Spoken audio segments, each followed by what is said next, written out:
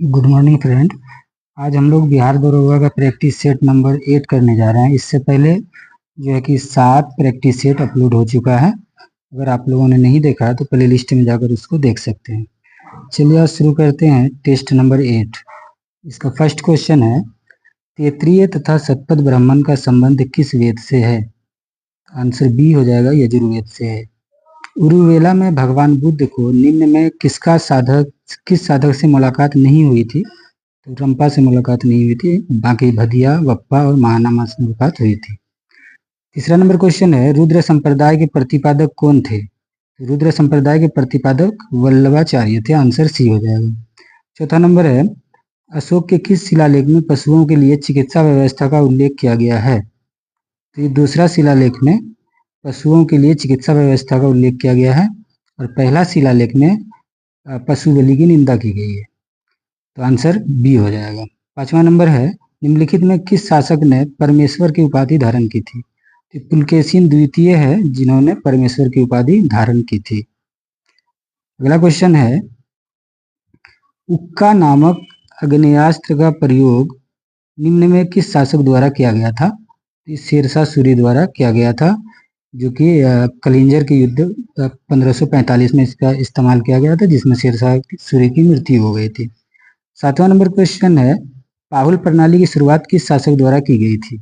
तो गुरु गोविंद सिंह द्वारा पाहुल प्रणाली की शुरुआत की गई थी 1699 ईस्वी में। अगला क्वेश्चन है, बक्सर के युद्ध के संदर्भ में निम्न कथनों पर विचार करें। बक्सर की लड़ाई केवल अंग्रेज तथा मीर कासिम के मध्य हुई थी, तो गलत है। उसमें मीर कासिम, अवध के नवाब शुजाउद्दौला और फिर शाह आलम द्वितीय, तीनों की जो है कि संयुक्त सेना थी और एक तरफ अंग्रेज था। और दूसरा है, बक्सर के युद्ध के बाद मुगल सम्राट ने कंपनी को बंगाल की दीवानी और फौजदारी अधिकार दिया था। तो फौजदारी अधिकार नहीं दिया था, दीवानी अधिकार दिया था, इसलिए ये भी गलत हो जाएगा। आंसर डी हो जाएगा, ना तो एक ना ही दो। 9वां नंबर क्वेश्चन है, सर्वोच्चता की नीति किसके द्वारा आरंभ की गई थी? लॉर्ड हेस्टिंग के द्वारा सर्वोच्चता की नीति आरंभ की गई थी। 10वां नंबर क्वेश्चन है, निम्न में कौन सा आदिवासी समूह जो कि पशुपालक नहीं था? तो बैगा जनजाति है जो पशुपालक नहीं थे। अगला क्वेश्चन है, 11वां नंबर देखेंगे हम लोग, जाति उन्मूलन के लिए कार्य करने वाली परमहंस मंडली की स्थापना कब हुई थी? तो परमहंस मंडली का गठन 1840 ईस्वी में मुंबई में किया गया था। 12वां नंबर क्वेश्चन है, अंग्रेजों ने बंगाल विभाजन के पीछे क्या तर्क दिया था? जो 1905 में लॉर्ड कर्जन के द्वारा बंगाल विभाजन किया गया था, तो उसके पीछे जो है ये तर्क दिया था कि प्रशासनिक सुविधा के लिए इसको बंटवारा किया जा रहा है, जबकि ऐसा कुछ था नहीं। 13वां नंबर क्वेश्चन है, एकेडमी अवार्ड ऑफ मेरिट किस पुरस्कार को कहा जाता है? तो ऑस्कर पुरस्कार को कहा जाता है। अगला क्वेश्चन है, आर्थिक सहयोग और विकास संगठन का मुख्यालय यानी OECD का मुख्यालय कहाँ है? तो आंसर ए हो जाएगा, इसका मुख्यालय पेरिस है। अगला क्वेश्चन देखेंगे हम लोग, एशियाई खेलों में स्वर्ण पदक जीतने वाली प्रथम महिला पहलवान कौन बन गई है? तो ये सी हो जाएगा, विनेश फोगाट। 16वां नंबर है, पेप्टोन तथा पेप्टाइड किस प्रकार के प्रोटीन का उदाहरण है? तो ये व्युत्पन्न प्रोटीन का उदाहरण है पेप्टोन और पेप्टाइड। निम्न में किस खेल से बंकर तथा मैलेट शब्द संबंधित है? तो ये पोलो खेल से संबंधित है। अगला क्वेश्चन है, राष्ट्रीय साक्षरता मिशन की शुरुआत किस पंचवर्षीय योजना में की गई थी? तो ये 7वीं पंचवर्षीय योजना में की गई थी। आंसर सी हो जाएगा। अगला क्वेश्चन है, वित्तीय समावेशन की मध्यवार कार्य योजना तैयार करने हेतु किस समिति का गठन किया गया था? तो इसका आंसर बी हो जाएगा, दीपक मोहंती समिति। अगला क्वेश्चन है, सर्वाधिक कम तरल मुद्रा इसमें से कौन सा है? तो सर्वाधिक कम तरल मुद्रा M4 होता है, तो आंसर ए हो जाएगा, और सबसे कम M1 होता है। अगला क्वेश्चन देखेंगे हम लोग, 21 नंबर क्वेश्चन देखेंगे हम लोग। इसमें कहा गया है, भारत में बैंकों द्वारा प्राथमिक क्षेत्र ऋण दान के तात्पर्य का वर्णन जो नीचे दिया गया है इसमें से कौन सा होगा? तो आंसर डी हो जाएगा, ये सभी। अगला क्वेश्चन है, द वेल्थ ऑफ नेशन पुस्तक द्वारा एडम स्मिथ ने किस प्रकार की आर्थिक व्यवस्था को प्रोत्साहित किया था? एडम स्मिथ, तो इसका आंसर हो जाएगा पूंजीवादी अर्थव्यवस्था। आंसर सी हो जाएगा। अगला क्वेश्चन है, हाल ही में किस मध्य अफ्रीकी देश ने अपनी समृद्ध जैव विविधता का लाभ उठाने के लिए नागोया प्रोटोकॉल को अपनाया है? तो कौन से अफ्रीकी देश है जो नागोया प्रोटोकॉल को अपनाया है? तो ये कैमरून है, आंसर ए हो जाएगा। 24 नंबर क्वेश्चन है, सातवां हिंद महासागर सम्मेलन कहाँ हुआ है? तो सातवां हिंद महासागर सम्मेलन ऑस्ट्रेलिया में हुआ है, ध्यान रखेंगे।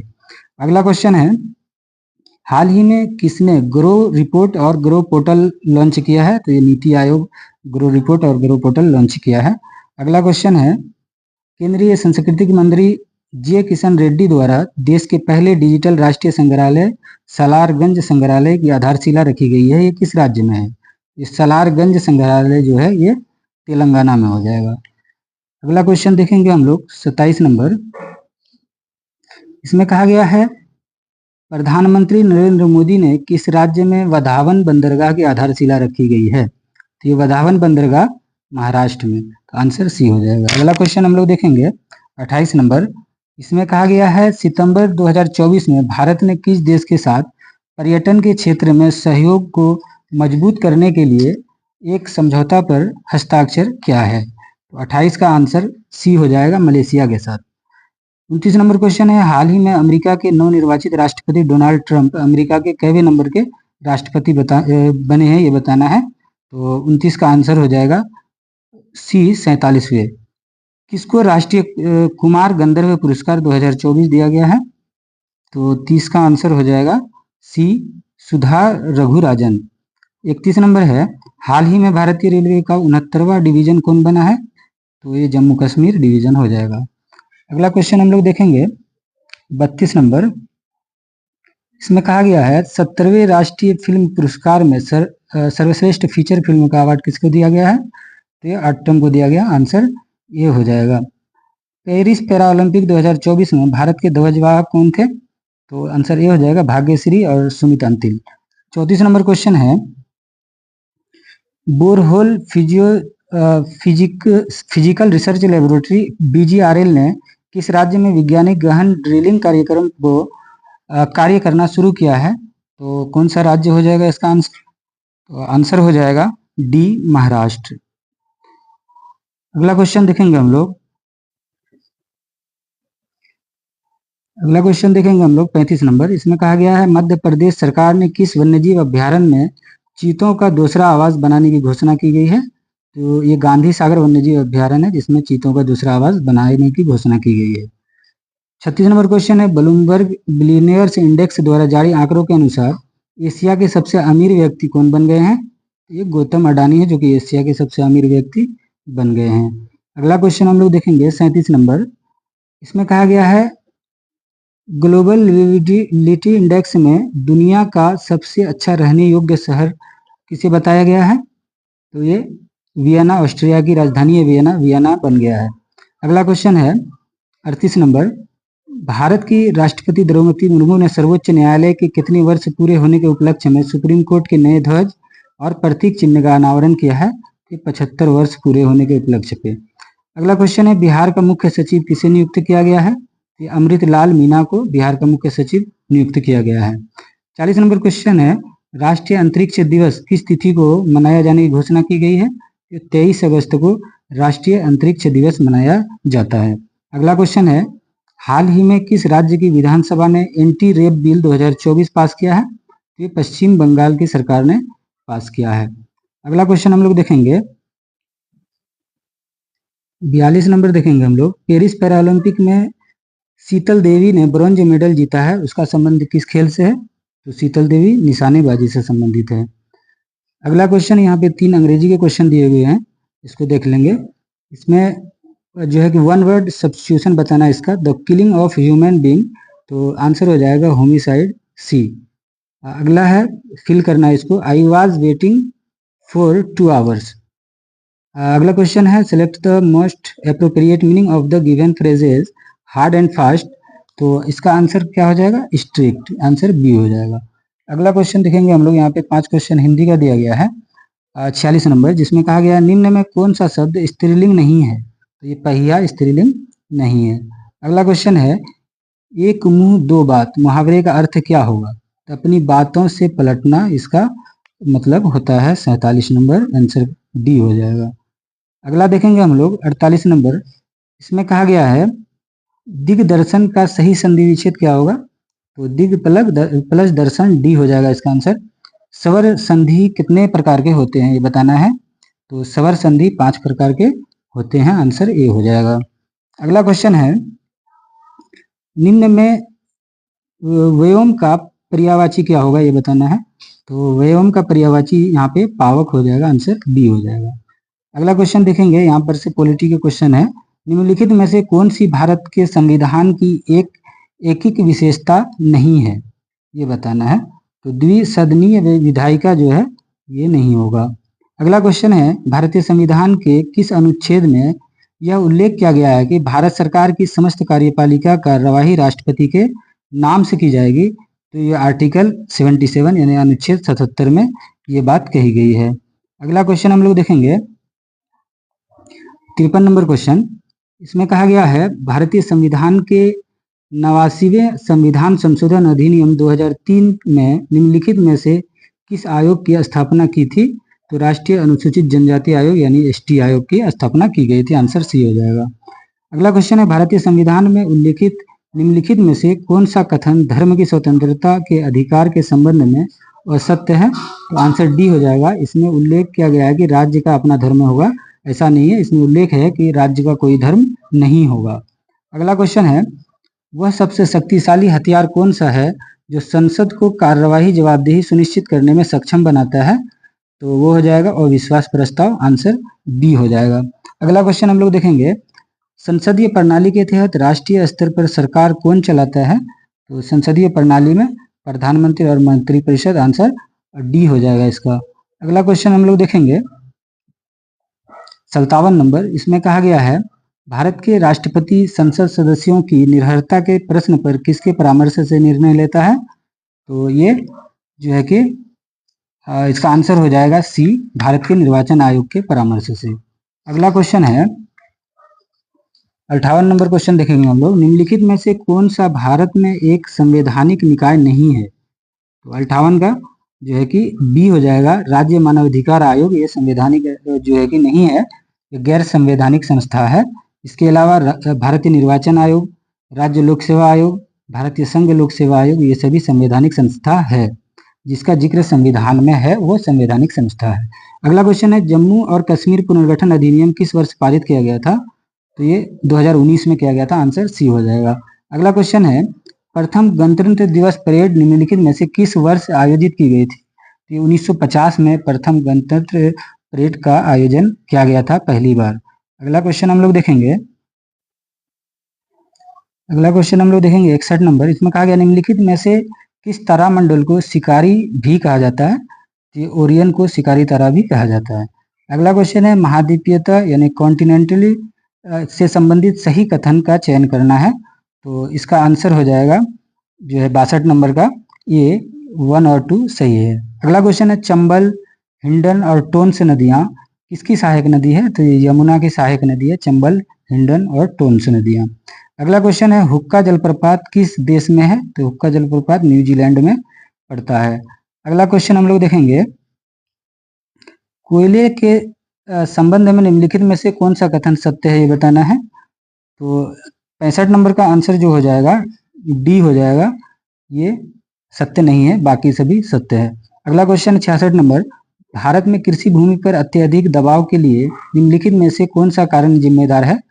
तो विरासत का अधिकार, इसके अलावा अलाभकारी भूमि जोत का आकार, भूमि का विभाजन, बहुफसल, ये सभी कारण इसका हो जाएगा, ये 3 और 4, आंसर डी। अगला क्वेश्चन है, गाद और धूल से बनी मिट्टी किस प्रकार की होती है? तो ये लोएस मिट्टी होती है जो कि गाद और धूल से बनी होती है। अगला क्वेश्चन है 68 नंबर। इसमें कहा गया है, ब्राजील के उष्णकटिबंधीय घास स्थल के मैदान को किस नाम से जाना जाता है? तो आंसर हो जाएगा कंबोज नाम से जाना जाता है, आंसर डी हो जाएगा। अगला देखेंगे हम लोग 69 नंबर। 69 नंबर क्वेश्चन में कहा गया है, गोरुमारा राष्ट्रीय उद्यान, गोरुमारा नेशनल पार्क किस राज्य में है? तो ये पश्चिम बंगाल में है। अगला क्वेश्चन है, भारत में हवाई परिवहन निम्नलिखित में से किस वर्ष शुरू की गई थी? तो भारत में हवाई परिवहन 1911 में शुरू की गई थी। 71 नंबर क्वेश्चन है, निम्नलिखित में से कौन सा श्वेत प्रकाश का उदाहरण है? तो ये बहुरंगीय प्रकाश श्वेत प्रकाश का उदाहरण है, जो कि प्रिज्म से गुजरने के बाद 7 रंगों में विभाजित हो जाता है। अगला क्वेश्चन है, किस नियम के अनुसार किसी विद्युत धारा द्वारा उत्पन्न ऊष्मा चालक के प्रतिरोध धारा के वर्ग और समय के अनुक्रमानुपाती होता है? तो 72 का आंसर हो जाएगा जूल का नियम, आंसर ए हो जाएगा। अगला क्वेश्चन है, एक छोटी अवधि के दौरान किसी पिंड पर लगने वाले बल को किस रूप में जाना जाता है? तो ये आवेग के रूप में जाना जाता है, आंसर ए हो जाएगा। अगला क्वेश्चन है, निम्नलिखित में से कौन सा विकल्प प्रतिध्वनि जो है कि उत्पन्न करता है? तो जब जो है कि ध्वनि किसी तरल माध्यम से होकर गुजरती है, नहीं होगा। जब परावर्तित होती है, तो आंसर इसका हो जाएगा ए, जब ध्वनि परावर्तित होती है। अगला क्वेश्चन है, गुरुत्वाकर्षण तरंगों का पता लगाने के लिए पहली बार किस यंत्र का उपयोग किया गया था? तो पहली बार LIGO यंत्र का प्रयोग किया गया था, आंसर बी हो जाएगा। अगला क्वेश्चन है, निम्नलिखित भौतिक राशियों में से कौन सा सदिश राशि है? तो गुरुत्वाकर्षण तीव्रता सदिश राशि है। उसके अलावा ऊर्जा, द्रव्यमान, घनत्व अदिश राशि होता है। अगला क्वेश्चन देखेंगे 77 नंबर, एक क्षण चुंबक के अंदर चुंबकीय बल रेखाओं के संबंध में निम्नलिखित में से कौन सा कथन सही है, ये बताना है। तो इसका आंसर 77 का हो जाएगा सी, चुंबक के एस ध्रुव से एन ध्रुव तक। अगला क्वेश्चन है, निम्नलिखित में से कौन सा परमाणुओं की संख्या का सही निरूपण है? तो 78 का आंसर ए हो जाएगा, दिया गया द्रव्यमान बटे मोलर द्रव्यमान इंटू एवोगाड्रो संख्या। अगला क्वेश्चन हम लोग देखेंगे, अगला क्वेश्चन है, अपक्षय की प्रक्रिया के दौरान सर्वाधिक अस्थायी खनिज कौन सा है, ये बताना है। तो सर्वाधिक अस्थायी खनिज जो है वो क्वार्टजाइट हो जाएगा, आंसर ए। विंडो क्लीनर में निम्नलिखित में से कौन सा क्षार पाया जाता है? तो विंडो क्लीनर में कौन सा क्षार पाया जाएगा? अमोनियम हाइड्रोक्साइड पाया जाएगा, आंसर बी हो जाएगा। अगला क्वेश्चन है, निम्नलिखित में से किस नियम के अनुसार विद्युत अपघटय विलयन में पारित होने वाले विद्युत की समान मात्रा द्वारा मुक्त होने वाले विभिन्न पदार्थों की मात्रा उनके रासायनिक तुल्य भार के समानुपाती होता है? तो इसका आंसर हो जाएगा फैराडे के नियम के अनुसार। अगला क्वेश्चन है, असंतृप्त हाइड्रोकार्बन के दहन पर उत्पन्न ज्वाला का रंग कैसा होता है, ये बताना है। तो इसका रंग पीला होगा, आंसर डी हो जाएगा। अगला क्वेश्चन हम लोग देखेंगे 83 नंबर, इसमें कहा गया है क्षारीय मृदा धातु के परमाणु क्रमांक के अनुसार इसको सजाना है। तो 83 नंबर का देखेंगे, इसका आंसर हो जाएगा बी। अगला क्वेश्चन है, संगीत के सुरों पर कौन सा नियम आधारित है? तो अष्टक नियम है जो कि संगीत के सुरों पर आधारित है। अगला क्वेश्चन है, निम्नलिखित में कौन सा एक उदासीन ऑक्साइड नहीं है, ये बताना है। उदासीन ऑक्साइड कौन सा इसमें नहीं है? तो ये नाइट्रस ऑक्साइड Na2O हो जाएगा। अगला क्वेश्चन है, ग्लाइकोजन के एकलक इकाई क्या होता है?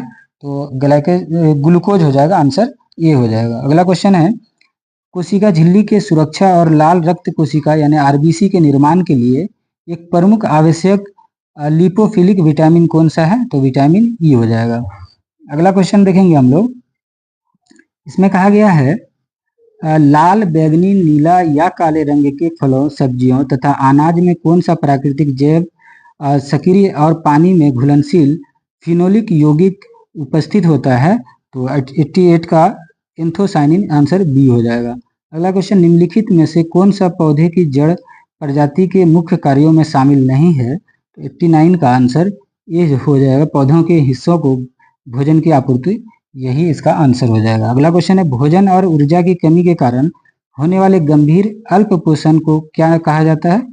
तो इसको सूखा रोग कहा जाता है, आंसर सी हो जाएगा। अगला क्वेश्चन है, निम्नलिखित में से कौन सा विटामिन B1 की कमी के कारण होने वाला बेरी रोग का लक्षण नहीं है? तो 91 नंबर का क्वेश्चन डी हो जाएगा, धीरे धीरे घाव भरना, ये इसका लक्षण नहीं है। अगला क्वेश्चन हम लोग देखेंगे, गर्भनाल में धमनियां होती है, कितनी धमनियां होती है गर्भनाल में? तो गर्भनाल में जो है कि 2 धमनियां होती है, आंसर ए हो जाएगा। अगला क्वेश्चन है, ऊतकीय परीक्षण के लिए कोशिका द्रव्य, लाल रक्त कणिकाओं यानी आरबीसी, कोलेजन और पेशी तंतुओं को अभिरंजित करने के लिए इस्तेमाल किया जाने वाला उत्क्रमणीय प्रतिदीप्तिशील लाल अम्लीय रंजक निम्नलिखित में से कौन सा हो जाएगा? तो 93 का आंसर ए हो जाएगा ईओसिन। अगला क्वेश्चन है, अस्थि मज्जा में पाई जाने वाली कौन सी कोशिका शरीर के लिए मरम्मत प्रणाली के रूप में कार्य करती है? तो 94 का आंसर हो जाएगा डी, मूल कोशिका।